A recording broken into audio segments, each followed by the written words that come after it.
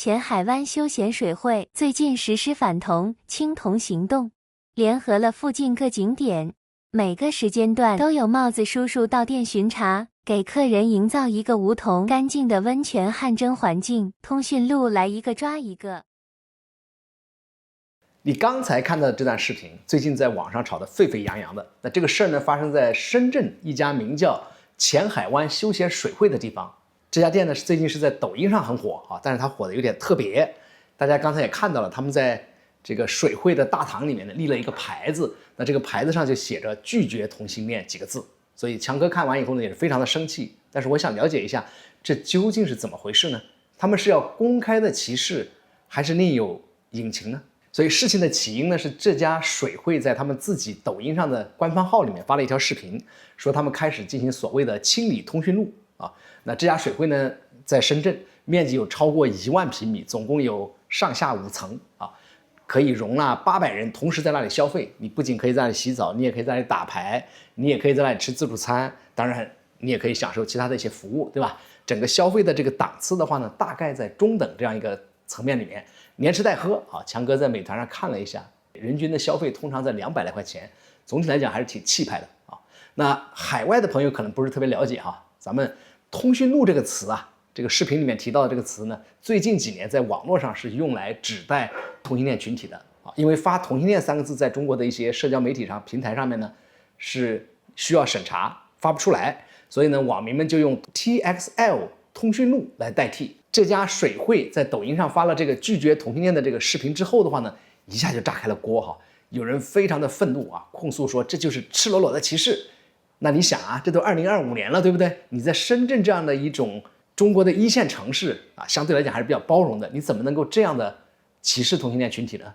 所以我看到这个视频的第一反应是什么？这个商家胆子也太大了吧！这都什么年代了，对不对？你怎么给人感觉还在搞华人与狗不得入类的这样一种侮辱人格的事情？所以于是呢，我就决定打一个电话过去问问清楚。接电话的呢是店里的一位男性的工作人员，还算很坦诚啊。他说牌子呢我们确实立过，但是呢已经撤掉了啊。然后呢他也说我们没有歧视同性恋的意思啊，只是这个事儿呢有点复杂。那么究竟为什么复杂，或者说究竟有多复杂呢？那让我们来听一下这位工作人员的电话里面的录音。你好，请问是前海湾休闲水会吗？对，是的。哦，你好，你好，对。哎，我在抖音上看到你们之前有一个牌子，立了一个牌子说不欢迎那个同性恋去消费，我不知道是怎么样一个情况。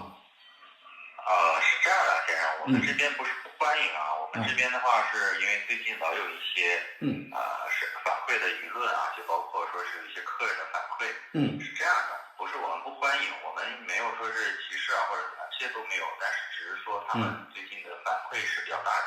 哦，这个主要反馈的那个情况是哪一些现象呢？那现象的话，那这就不方便跟您说了吧，这个。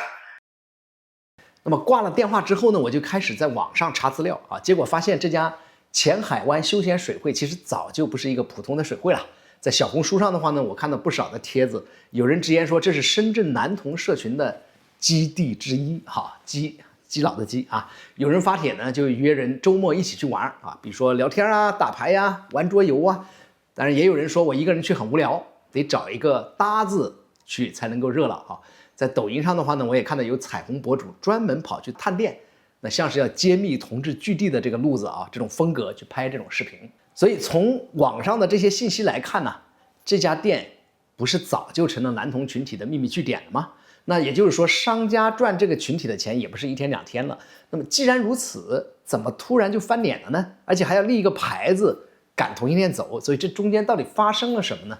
商家的这位工作人员在电话里告诉我说，最近店里发生了一些比较激进的行为啊，我们来听一下哈。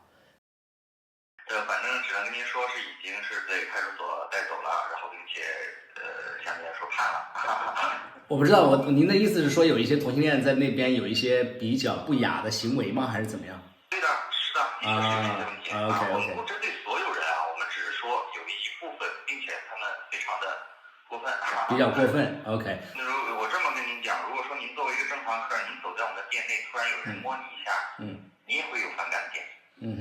我明白，那就是异性恋里面也有一些骚扰别人的嘛，对吧？性骚扰的人他是一个个体嘛，他不是一个群体嘛。你如果立了一个牌子，如果说您说的是个体体的话，我并不承认这个个体的情况，可能在我们这儿发现的群体现象比较多一点。但是您也知道，我们是作为商家来说，我们也是开这门做生意嘛，大家来正常我们都欢迎。但是如果说在同一个节点出现非常多次数的事情，那我们商家也是很影响客人的啊。明白。也就是说，有一些伙伴，然后去了以后，可能有一些冒犯其他的用户。冒犯啊，是太过分了。哦，那你说这个过分到什么程度？你就摸别人就是性骚扰吗？正常，如果说您摸或怎么样，人家他不会被抓起来，也不会坐牢的。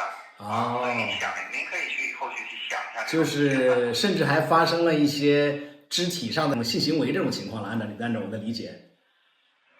这个我不给您做明确的回答。我可以理解，就是说有些当事人已经触犯了法律了，是这个意思吗？对的，是的，就是因为好几个当事人都触犯了这个法律的点，所以说我们也没有说，实在是没有办法，给我们逼的实在是有点急了。明白，行，好的，谢谢你，拜拜。具体是什么样的行为惊动了警方呢？商家没有细说，但是在话里话外呢，都透露着一点无赖。听起来好像是有人呢做了一些太过火的行为，可能有人报警了，那么警方一介入呢，事儿就闹大了。这位接线的这个小哥也承认了，肯定是有发生了比性骚扰要严重的多的事儿。究竟是多大的事儿呢？他也没说清楚但不管怎么样，所以警方的介入的话呢，那这可不是一件小事了。想想看商家和男童群体之间原来可能早就有一个心照不宣的一个默契。你们来消费，我睁一只眼闭一只眼，只要你别过火，反正我们大家相安无事，对不对？所以，但这一次的话呢，某些人的行为呢，打破了这样一层平衡，所以商家可能就觉得再不采取点行动，自己也得跟着遭殃了。因为在中国呀，可能海外的朋友不太清楚有一个聚众淫乱罪，所以这个罪的话呢，对商家来讲也会要承担法律风险，因为毕竟这样的行为如果发生在你商家的这个场所的话，所以商家是跟着要倒霉的。当时的现场究竟发生了有多出格的行为，我们不敢在这里妄加猜测但是从商家的电话里面说了，有几个人被警方带走，而且要被判刑。你想一想，要被判刑当时呢，这个人数是不低于个位数也就是说是有超过这个不少人在一起做了某些行为。强哥也脑补了一些画面应当是比较严重的一个事儿了否则的话，那这个牌子也就不用出现了。但是说到这儿的话，我得说一句商家立牌子的这种做法那肯定是错的，对吧？你不能因为个别人的行为就把整个群体拒之门外，让整个同性恋人群受到名誉上的伤害，对吧？异性恋群体里面那些不守规矩的瞎搞的人多了去了，你不会说拒绝异性恋入内吧？但是另一方面呢，我们也听到一些声音说咱们这个男同社群里面呢，确实有些人的行为边界感不太好他们会把各种地方都能够变成约炮的地方，或者是找性乐子的这个场所。而且的话呢，有些人他也不背人，像这种面向公众的这个水会其实里面绝大部分的用户可能还是异性恋。我猜测可能还有异性恋带着他们的小孩来这里洗澡。那如果你男童的行为过火的话呢，你很难免就会骚扰到别的顾客，确实也不应该。关于这个问题呢，我也采访了3位朋友，我们来听一听他们的看法。我觉得看那个视频，第一反应是很不舒服，因为他说是这个叫做反对同性恋，或者是说叫做拒绝同性恋之类的，那这个就直接把我们这一群同性恋群体就直接否定掉了。但其实也或许可以共情一下这个商家吧，也确实多少有耳闻，在一些个别城市，然后个别的一些洗浴中心里面，曾经也听说过发生一些不管是这个被迫，或者说是有一些群体的一些事件。这个确实是，如果我作为用户来讲，或者说我作为一个消费客人来讲，可能我自己的体验和感官都不会太好，我肯定会特别反感这种事儿。但我觉得这种无处安放的荷尔蒙，那其实每个城市都会有一些这个据点，或者是同志浴室。这个同性恋人群这么多，浴室又这么多，如果真的是没有办法安放的话，那你就去同志浴室嘛，不要去这个骚扰或者是干扰其他人。我刚开始也是很愤怒的，就是看到上面写说拒绝同性恋入内因为他讲的是一个群体，那我自己也是个同性恋，我有自己钱，我也可以来这里消费我当时我挺生气的。但是后面我也看到有一些群里就是讲说那有些同性在里面做一些不雅的性行为，甚至就是随便去摸其他的一些男性，应该有可能会发生一些性行为吧？这个有点过分了。我猜有些是刺激吧，就打比方，其实，在这样的场合，其实很多异性恋的男性他是不会顾及别人的一些想法的，他可能就很容易就裸露自己的身体。那对于很多同性来讲，他是哪怕只是观赏，只是看的话，也是一种刺激。我觉得男性在获取这个性资源上面好方便，然后我觉得女同感觉弄半天也不会有这种非常公开的场合，怎么可能亲亲抱抱举高高呢？然后包括如果做一些非常边缘的，马上就咔嚓，同去到公共浴室把自己的衣服脱下来都非常困难，就是他不愿意展露非常公开的这种自己的身体给另外陌生的女性看到。如果是同性恋会有一种尴尬感。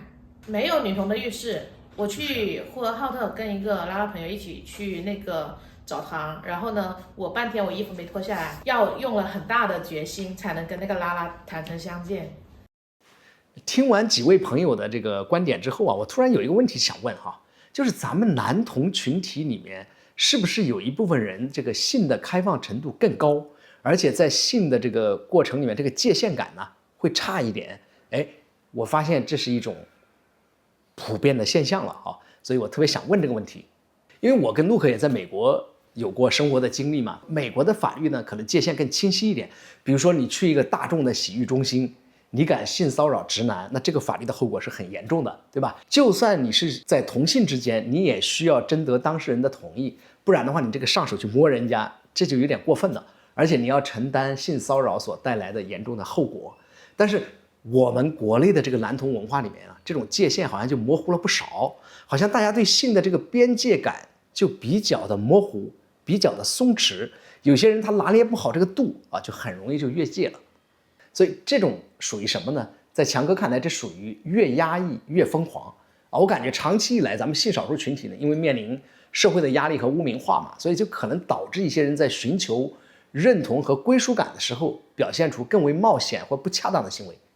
而且还有一些男同性恋呢，会过度的表现出对男性气概的这种崇拜，所以他们反而要去那些直人多的地方。如果你说我们这里有个同性恋桑拿，他觉得没兴趣，对吧？他要去直人多的地方去冒这个险，去寻找这种刺激感，因为他会觉得直人更男人，更能够吸引他。但是呢，你要去找这种刺激的话呢，你可能就要付出代价，对吧？有的人你骚扰别人，你会打，有可能会被骂、被鄙视。如果你的行为过火的话，你还会触犯法律，就像这家水会带走的这几个人一样。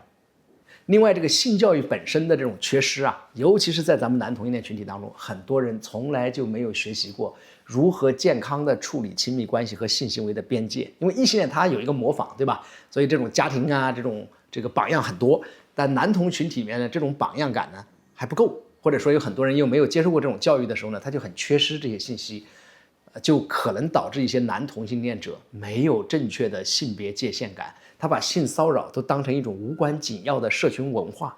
可是性骚扰就是性骚扰，它是一个严重的事情。